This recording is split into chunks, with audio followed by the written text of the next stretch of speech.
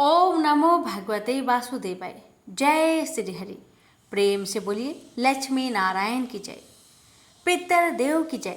प्यारे भक्तों, आज आप सभी श्रवण करेंगे पितरों को मोक्ष देने वाली पावन कथा। कथा को पूरा सुनिएगा और दूसरे भक्तों के पास भी शेयर कीजिएगा। आइए श्रवण करते हैं कथा। श्री कृष्ण भगवान बोले, हे पार्थ, जो मुझ में मन लगाकर मेरे में ही आश्रय लेकर योगा अभ्यास करते हुए मेरे स्वरूप का संचय रहित पूर्ण ज्ञान प्राप्त होगा, सो सुनो, विज्ञान के सहित वह पूर्ण ज्ञान में तुम्हें सुनाता हूँ, जिसके जानने से तुमको इस लोक में और कुछ जानना शेष न रहेगा।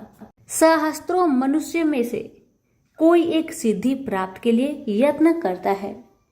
उन यत्न करने वाले सिद्धों में से कोई बिरला ही मुझे ठीक जान पड़ता है। पृथ्वी, जल, अग्नि, वायु, आकाश, मन, बुद्धि और अहंकार, यह 8 प्रकार की मेरी प्रकृति माया है। इस प्रकृति को अपरा, अचेतन अर्थात जड़ कहते हैं। और हे महाबाहो, इससे दूसरी प्रकृति चेतन है, जिसने संपूर्ण जगत धारण किया है। इन्हीं प्रकृतियों से सब प्राणी मात्र उत्पन्न होते हैं। ऐसा जानो, यह प्रकृतियां हमसे ही उत्पन्न हुई है। इस तरह सब जगत की उत्पत्ति और प्रलय का कारण मैं ही हूँ। हे धनंजय, जिस प्रकार धागे में मणि पिराई जाती है, उसी भांति यह सब संसार मुझसे परे और कुछ भी नहीं। हे कुंती पुत्र, जल में रस में मैं ही हूँ, चंद्रमा और सूर्य में प्रकाश में मैं ही हूँ, सब वेदों का सार मैं ही हूँ, आकाश में शब्द तथा पुरुष में पौरुष मैं ही हूँ। हे अर्जुन, पृथ्वी में सुगंध तथा अग्नि में तेज रूप मैं ही हूँ, सब प्राणियों में जीवन और तपस्वियों का तप मैं ही हूँ। हे पार्थ, समस्त प्राणियों में सनातन बीज रूप मुझको ही जानना, बुद्धिमानों में बुद्धि स्वरूप और तेजस्वियों में तेज मैं ही हूँ। हे अर्जुन, काम और रोग रहित बलवान पुरुषों में धर्म के विरुद्ध न जानने वाला कर्म मैं ही हूँ। जितने भी स्वास्तिक, राजस, तामस पदार्थ है, वे सब मुझसे ही उत्पन्न हैं, परंतु उनमें मैं नहीं रहता। ये सब मुझ में है। सत्व, रज, तम, इन तीनों गुणों के प्रभाव से यह सारा जगत मोहित हो रहा है। इस कारण यह मेरी गुणमयी और दिव्यमयी माया अति दुस्तर है। जो मुझको अनन्य भाव से भजते हैं, वे इस माया को पार कर जाते हैं। हे भारत श्रेष्ठ अर्जुन, 4 प्रकार के जीव मुझको भजते हैं। दुखिया, जिज्ञासु, ऐश्वर्य की कामना करने वाले और ज्ञानी, जिनमें मुझे सदा एकाग्रचित और केवल मेरी भक्ति करने वाले, और ज्ञानी, जिनमें मुझे सदा एकाग्रचित और केवल मेरी भक्ति करने वाले ज्ञानी पुरुष श्रेष्ठ है। क्योंकि मैं ज्ञानी को अत्यंत प्रिय हूँ और वह मुझको प्रिय है। यद्यपि ये सभी भक्त श्रेष्ठ है, तथापि ज्ञानी तो मेरी आत्मा ही है, क्योंकि वह मुझ में ही मन लगाकर मुझको ही सर्वोत्तम गति मान मेरा ही आश्रय ग्रहण करता है। वह ज्ञानी अनेक जन्मों के बाद मुझे पा लेता है। ऐसा महात्मा अति दुर्लभ है, जो सब जगत को वासुदेवमय समझे।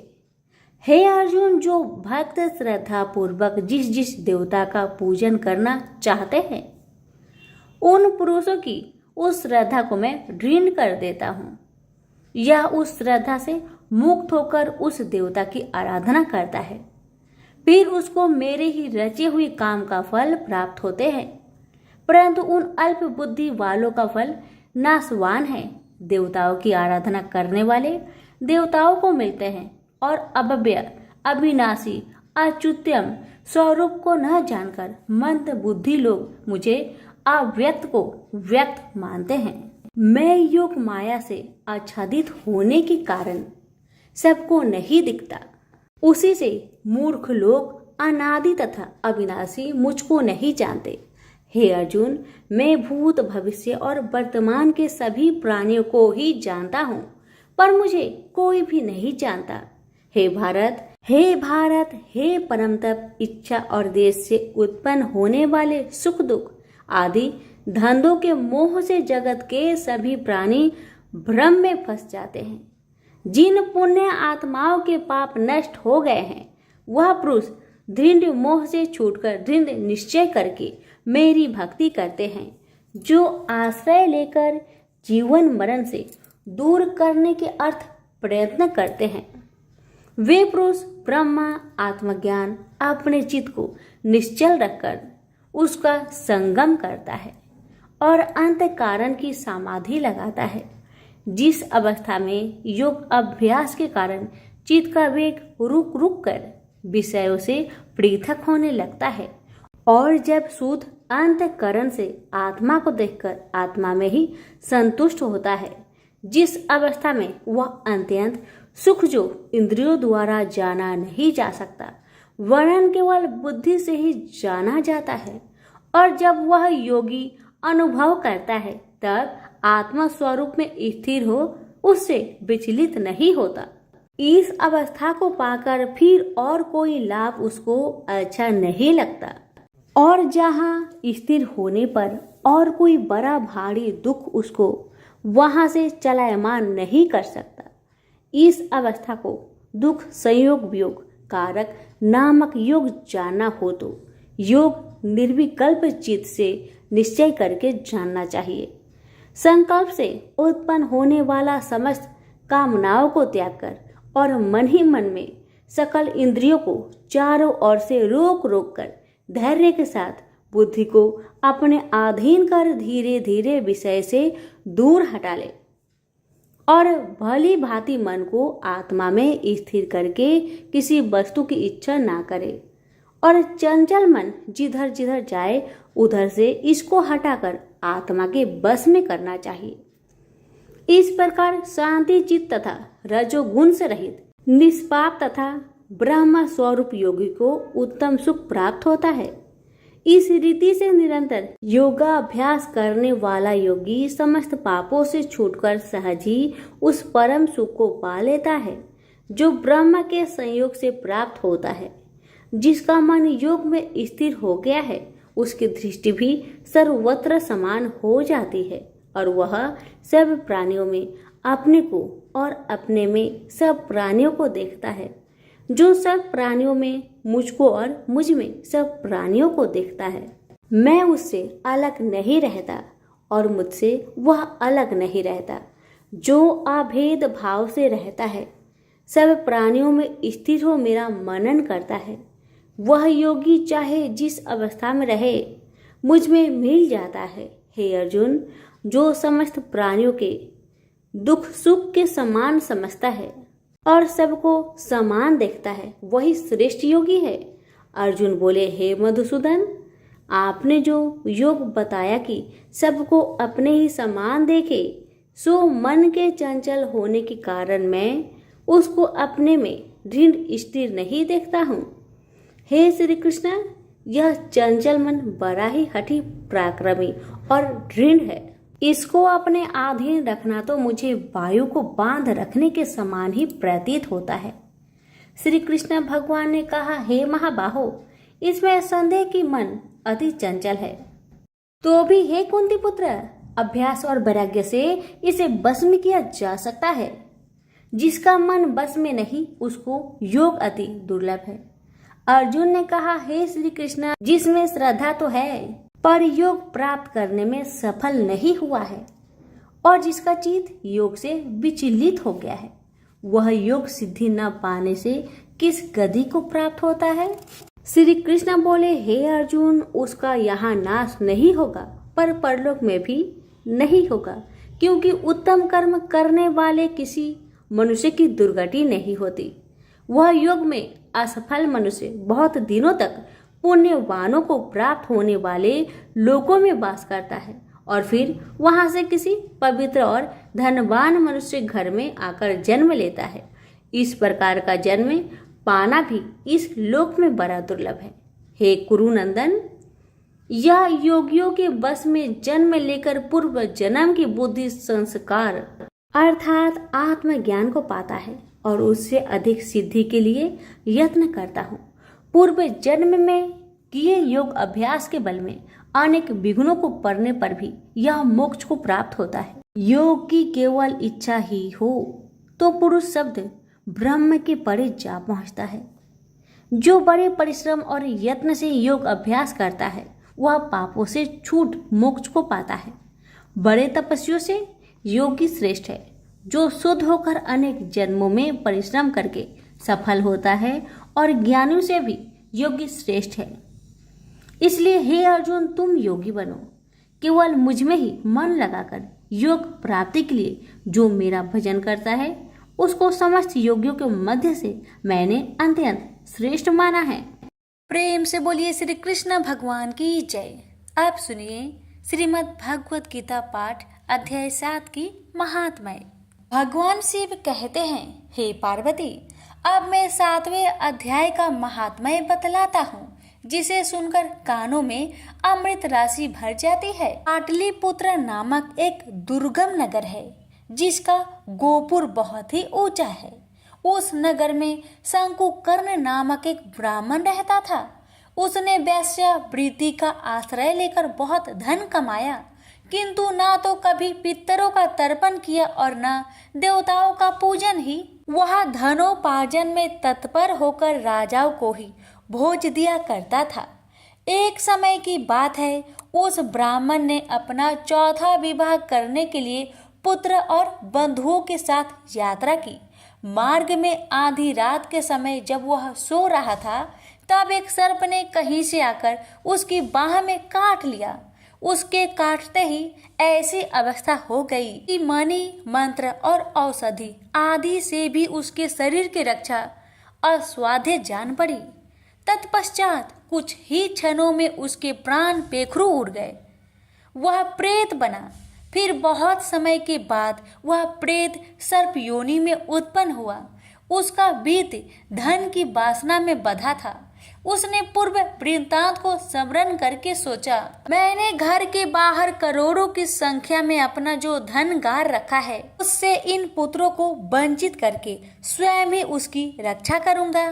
सांप की योनि से पीड़ित होकर पिता ने एक दिव्य सपना में अपने पुत्र के समक्ष आकर अपना मनोभाव बताया। तब उसके पुत्र ने सवेरे उठकर बड़े विस्मय के साथ एक दूसरे से सपने की बातें कही। उनमें से झंझला पुत्र कुदाल हाथ में लिए घर से निकला और जहां उसके पिता सर्प योनि धारण करके रहते थे उस स्थान पर गया। यद्यपि उसे धन के स्थान पर ठीक ठीक पता नहीं था, तो भी उसने जीहो से उसका ठीक निश्चय कर लिया और लोभ बुद्धि से वहां पहुंचकर बाबी को खोदना आरंभ किया। तब उस बाबी से बड़ा भयानक सांप प्रकट हुआ और बोला, ओ मूर्ख, तू कौन है? किस लिए यहाँ आया है? यह बिल क्यों खोद रहा है? किसने तुझे भेजा है? ये सारी बातें मेरे सामने बता। पुत्र बोला, पिताजी, आपकी मुक्ति कैसे होगी? इसका उपाय मुझे बतलाइए, क्योंकि मैं इतनी रात को सब लोगों को छोड़कर आपके पास आया हूँ। पिता बोले, बेटा, गीता के अमृतमय 7वें अध्याय को छोड़कर मुझे मुक्त करने में तीर्थ, दान, तप और यज्ञ भी सर्वथा समर्थ नहीं है। केवल गीता का 7वां अध्याय ही प्राणियों की जरा, मृत्यु आदि दुखों को दूर करने वाला है। पुत्र, मेरे श्राद्ध के दिन गीता के 7वें अध्याय का पाठ करने वाले ब्राह्मण को श्रद्धा पूर्वक भोजन कराओ। इससे निसंदेह मेरी मुक्ति हो जाएगी। बस अपनी शक्ति के अनुसार पूर्ण श्रद्धा के साथ निर्वर्षी और वेद विद्या में प्रवीण अन्य प्राणी को भी भोजन कराना। सर्प योनि में पड़े हुए पिता के यह वचन सुनकर सभी पुत्र ने उनकी आज्ञा अनुसार तथा उससे भी अधिक किया। अब शंकुकर्ण ने अपने सर्प शरीर को त्याग कर दिव्य देह धारण किया और सारा धन पुत्रों के अधीन कर दिया। पिता ने करोड़ों की संख्या में जो धन उनमें बांट दिया था, उससे वे पुत्र बहुत प्रसन्न हुए। उनकी बुद्धि धर्म में लगने लगी थी, इसलिए उन्होंने बावली, कुआं, पोखरा, यज्ञ तथा देव मंदिर के लिए उस धन का उपयोग किया और अन्य शाला भी बनवाए। तत्पश्चात 7वें अध्याय का सदा जप करते हुए उन्होंने मोक्ष प्राप्त किया। हे पार्वती, यह तुम्हें 7वां अध्याय का महात्म्य बतलाया, जिसके श्रवण मात्र से मानव सब पातकों से मुक्त हो जाता है। प्रेम से बोलिए उमापति शंकर भगवान की जय। अक्षर ब्रह्म योग। यह अध्याय संक्षेप में कुछ महत्वपूर्ण शब्दों और अवधारणाओं का वर्णन करता है, जिनका उपनिषदों में विस्तार से उल्लेख किया गया है। इसमें यह वर्णन भी किया गया है कि मृत्यु के पश्चात आत्मा के गंतव्यों का निर्धारण किस प्रकार से होता है।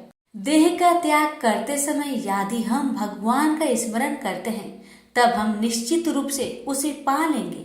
इसलिए अपने दैनिक कार्य को संपन्न करने के साथ साथ हमें सदैव उसकी विशेषताओं, गुणों और दिव्य लीलाओं का चिंतन करना चाहिए। जब हम अनन्य भक्ति से अपने मन को भगवान में पूर्णतया तल्लीन कर लेते हैं, तब हम भौतिक आयामों से परे आध्यात्मिक क्षेत्र में प्रवेश करते हैं। तत्पश्चात इस अध्याय में भौतिक क्षेत्र में स्थित कुछ लोगों की चर्चा की गई है। इसमें बताया गया है कि सृष्टि के चक्र में ये लोक और पर निवास करने वाले असंख्य प्राणी कैसे इनमें प्रकट होते हैं और प्रलय के समय पुनः अव्यक्त हो जाते हैं। किंतु इस व्यक्त और अव्यक्त सृष्टि से परे भगवान का दिव्य लोक है। वे जो प्रकाश के मार्ग का अनुसरण करते हैं, वे अंततः दिव्य लोक में पहुंचते हैं और फिर कभी नश्वर संसार में लौटकर नहीं आते। जबकि अंधकार के मार्ग का अनुसरण करने वाले लोग जन्म, रोग, बुढ़ापे और मृत्यु के अनंत चक्रों में देहांतरण करते रहते हैं। अर्जुन ने कहा, हे भगवान, ब्रह्म क्या है, अध्यात्म क्या है और कर्म क्या है, आदिभूत को क्या कहते हैं और अधिदेव किसे कहते हैं? हे मधुसूदन, अधियज्ञ कौन है और यह अधियज्ञ शरीर में कैसे रहता है? हे कृष्ण, दृढ़ मन से आपकी भक्ति में लीन रहने वाले मृत्यु के समय आपको कैसे जान पाते हैं? परम कृपालु भगवान ने कहा, परम अविनाशी सत्ता को ब्रह्म कहा जाता है। किसी मनुष्य की अपनी आत्मा को अध्यात्म कहा जाता है। प्राणियों के दैहिक व्यक्तित्व से संबोधित कर्म और उनकी विकास प्रक्रिया को कर्म या सकाम कर्म कहा जाता है। हे देवधारियों में श्रेष्ठ, भौतिक अभिव्यक्ति जो निरंतर परिवर्तित होती रहती है, उसे अधिभूत कहते हैं। भगवान का विश्व रूप जो इस सृष्टि में देवताओं पर भी शासन करता है, उसे अधिदेव कहते हैं। सभी प्राणियों के हृदय में स्थित मैं परमात्मा अधियज्ञ सभी यज्ञों का स्वामी कहलाता हूँ। वे जो शरीर त्यागते समय मेरा स्मरण करते हैं, वे मेरे पास आएंगे। इस संबंध में निश्चित रूप से कोई संदेह नहीं है। हे कुंती पुत्र, मृत्यु के समय शरीर छोड़ते हुए मनुष्य जिसका स्मरण करता है, वह उसी गति को प्राप्त होता है, क्योंकि वह सदैव ऐसे चिंतन में लीन रहता है। इसलिए सदा मेरा स्मरण करो और युद्ध लड़ने के अपने कर्तव्य का भी पालन करो। अपना मन और बुद्धि मुझे समर्पित करो, तब तुम निश्चित रूप से मुझे पा लोगे। इसमें कोई संदेह नहीं है। हे पार्थ, अभ्यास के साथ जब तुम अविचलित भाव से मन को मुझ पुरुषोत्तम भगवान के स्मरण में लीन करते हो, तब तुम निश्चित रूप से मुझे पा लोगे। भगवान सर्वज्ञ, आदि पुरुष, नियंता, सूक्ष्म से सूक्ष्मतम, सबका पालक, अज्ञानता के सभी अंधकारों से परे और सूर्य से अधिक तेजवान है और अचिंतनीय दिव्य स्वरूप के स्वामी है। मृत्यु के समय जो मनुष्य योग के अभ्यास द्वारा स्थिर मन के साथ अपने प्राणों को भोग के मध्यम स्थिर कर लेता है और दृढ़ता पूर्वक पूर्ण भक्ति से दिव्य भगवान का स्मरण करता है, वह निश्चित रूप से उसे पा लेता है। वेदों के ज्ञाता उसका वर्णन अविनाशी के रूप में करते हैं। महान तपस्वी ब्रह्मचार्य व्रत का पालन करते हैं और उसमें स्थित होने के लिए सांसारिक सुखों का त्याग करते हैं। मैं तुम्हें इस मुक्ति के मार्ग के संबंध में संक्षेप में बताऊंगा। शरीर के समस्त द्वारों को बंद कर मन को हृदय स्थल पर स्थिर करते हुए और प्राण वायु को सिर पर केंद्रित करते हुए मनुष्य को दृढ़ योगिक चिंतन में स्थित हो जाना चाहिए। जो देह त्यागते समय मेरा स्मरण करता है और पवित्र अक्षर ओम का उच्चारण करता है, वह परम गति को प्राप्त करेगा। हे पार्थ, जो योगी अनन्य भक्ति भाव से सदैव मेरा चिंतन करते हैं, उनके लिए मैं सरलता से सुलभ रहता हूँ, क्योंकि वे निरंतर मेरी भक्ति में तत्लीन रहते हैं। मुझे प्राप्त कर महान आत्माएं फिर कभी इस संसार में पुनः जन्म नहीं लेती, जो अनित्य और दुखों से भरा है, क्योंकि वे पूर्ण सिद्धि प्राप्त कर चुकी होती हैं। हे अर्जुन, इस भौतिक सृष्टि के सभी लोकों में ब्रह्मा के उच्च लोक तक तुम्हें पूर्ण जन्म प्राप्त होगा। हे कुंती पुत्र, परंतु मेरा धाम प्राप्त करने पर फिर आगे पूर्ण जन्म नहीं होता। 1000 चक्र के 4 युग महायुग का ब्रह्म का कल्प एक दिन होता है और इसकी अवधि की उसकी एक रात्रि होती है।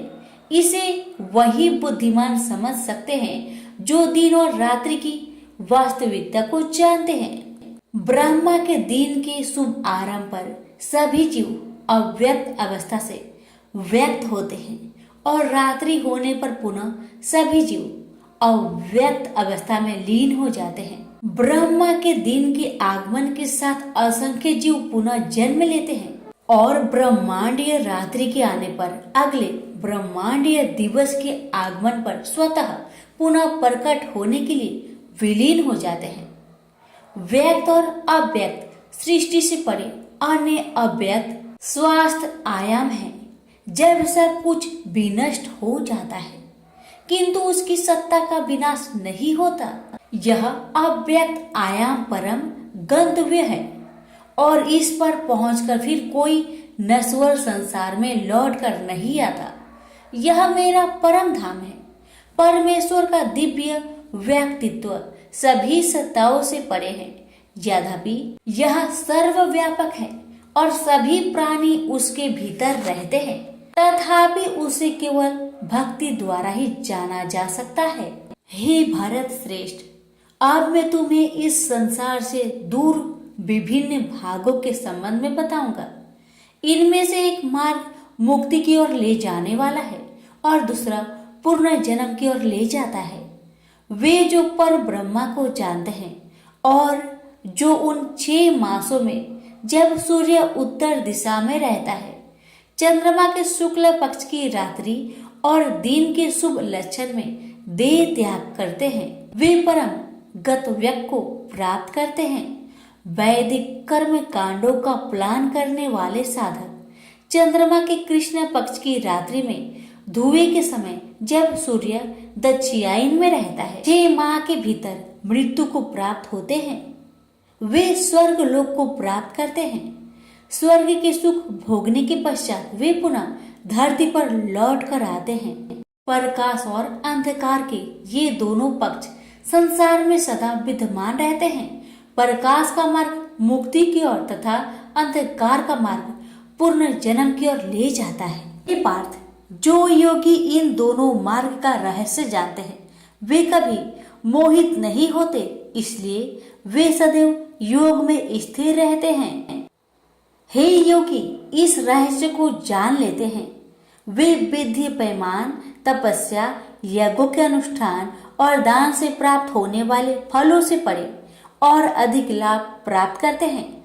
ऐसे योगियों को भगवान का परम धाम प्राप्त होता है। प्रेम से बोलिए श्री कृष्ण भगवान की जय। भगवान शिव कहते हैं, देवी अब 8वें अध्याय का महात्म्य सुनो। उसके सुनने से तुम्हें बड़ी प्रसन्नता होगी। लक्ष्मी जी के पूछने पर भगवान विष्णु ने उन्हें इस प्रकार 8वें अध्याय का महात्म्य बतलाया। दक्षिण में आमदर्कपुर नामक एक प्रसिद्ध नगर है।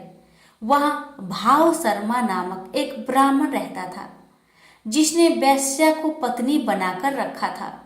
वह मांस खाता, मदिरा पीता, श्रेष्ठ पुरुषों का धन चुराता, पराई स्त्री से व्यभिचार करता और शिकार खेलने में दिलचस्पी रखता था। वह बड़े भयानक स्वभाव का था और मन में बड़े बड़े हौसले रखता था। एक दिन मदिरा पीने वालों का समाज जुटा था। उसमें भाव शर्मा ने भरपेट तारी पी, खूब गलित कर उसे चढ़ाया। अतः अजीर्ण से अत्यंत पीड़ित होकर वह परमात्मा कालवश मर गया और बहुत बड़ा तार का वृक्ष हुआ। उसकी घनी और ठंडी छाया का आश्रय लेकर ब्रह्म राक्षस भाव को प्राप्त हुआ। कोई पति पत्नी वहां रहा करते थे। उसके पूर्व जन्म की घटना इस प्रकार है। एक कुशीबल नामक ब्राह्मण था, जो वेदांग के तत्वों का ज्ञाता, संपूर्ण शास्त्रों के अर्थ का विशेषज्ञ और सदाचारी था। उसकी स्त्री का नाम कुमति था। वह बड़े खोटे विचार की थी। वह ब्राह्मण विद्वान होने पर भी अत्यंत लोभवश अपनी स्त्री के साथ प्रतिदिन भैंस, काल पुरुष और घोड़े आदि बड़े दानों को ग्रहण किया करता था, परंतु दूसरे ब्राह्मणों को दान में मिली हुई कौड़ी भी नहीं देता था। वे ही दोनों पति पत्नी कालवश मृत्यु को प्राप्त होकर ब्रह्म राक्षस हुए। वे भूख और प्यास से पीड़ित हो इस पृथ्वी पर घूमते हुए उसी तार वृक्ष के पास आए और उसके मूल भाग में विश्राम करने लगे। इसके बाद पत्नी ने पति से पूछा, हे नाथ, हम लोगों का यह महान दुख कैसे दूर होगा तथा इस ब्रह्म राक्षस योनि से किस प्रकार हम दोनों की मुक्ति होगी? तब उस ब्राह्मण ने कहा, ब्रह्म विद्या के उपदेश, आध्यात्मिक तत्व के विचार और कर्म विधि के ज्ञान बिना किस प्रकार संकट से छुटकारा मिल सकता है? यह सुनकर पत्नी ने पूछा कि तद ब्रह्मा की मध्यात्मा की कर्म पुरुषोत्तम वह ब्रह्म क्या है, आध्यात्म क्या है और कर्म कौन सा है? उसकी पत्नी के इतना कहते ही जो आश्चर्य घटना घटित हुई उसको सुनो। उपयुक्त वाक्य गीता के 8वें अध्याय का श्लोक था। उसके श्रवण से वह वृक्ष उस समय तार के रूप को त्याग कर भाव शर्मा नामक ब्राह्मण हो गया। तत्काल ज्ञान होने से विशुद्ध चित होकर वह पाप के चोले से मुक्त हो गया तथा उस आधे श्लोक के ही महात्म्य से वे पति पत्नी भी मुक्त हो गए। उनके मुख से देवाथी 8वें अध्याय का आधा श्लोक निकल पड़ा था। तदंतर आकाश से एक दिव्य विमान आया और वे दोनों पति पत्नी उस विमान पर आरूढ़ होकर स्वर्ग लोक को चले गए। वहां का यह सारा वृत्तांत अत्यंत आश्चर्यजनक था। उसके बाद उस बुद्धिमान ब्राह्मण भाव शर्मा ने आदर पूर्वक उस आधे श्लोक को लिखा और देव जनार्दन की आराधना करने की इच्छा से वह मुक्तिदायिनी काशीपुरी में चला गया। वहां उस उद्धार बुद्धि वाले ब्राह्मण ने भारी तपस्या आरंभ की। उसी समय क्षीर सागर की कन्या भगवती लक्ष्मी ने हाथ जोड़कर देवताओं के भी देवता जगतपति जनार्दन से पूछा, नाथ, आप सहसा नींद त्याग कर खड़े क्यों हो गए? श्री भगवान बोले, देवी, काशीपुर में भी भागीरथी के तट पर बुद्धिमान ब्राह्मण भाव शर्मा मेरी भक्ति रस से परिपूर्ण होकर अत्यंत कठोर तपस्या कर रहा है। वह अपनी इंद्रियों को बस में करके गीता के 8वें अध्याय के आधे श्लोक का जप करता है। मैं उसकी तपस्या से बहुत संतुष्ट हूँ। बहुत देर से उसकी तपस्या के अनुरूप फल का विचार कर रहा था। प्रिय, इस समय वह फल देने को मैं उत्कंठित हूँ। पार्वती जी ने पूछा, भगवान श्री हरि सदा प्रसन्न होने पर भी जिनके लिए चिंतित हो उठे थे, उस भगवत भाव शर्मा ने कौन सा फल प्राप्त किया है? श्री महादेव जी बोले, देवी द्विज श्रेष्ठ भाव शर्मा प्रसन्न हुए। भगवान विष्णु के पार्षद को पाकर अत्यधिक सुख को प्राप्त हुआ तथा उसके अन्य वंशक भी जो नरक यातना में पड़े थे, उसी के शुद्ध कर्म से भागवत धाम को प्राप्त हुई। पार्वती, यह 8वें अध्याय का महात्म्य थोड़े में ही तुम्हें बताया है। इस पर सदा विचार करते रहना चाहिए। प्रेम से बोलिए उमापति शंकर भगवान की जय, लक्ष्मी नारायण की जय।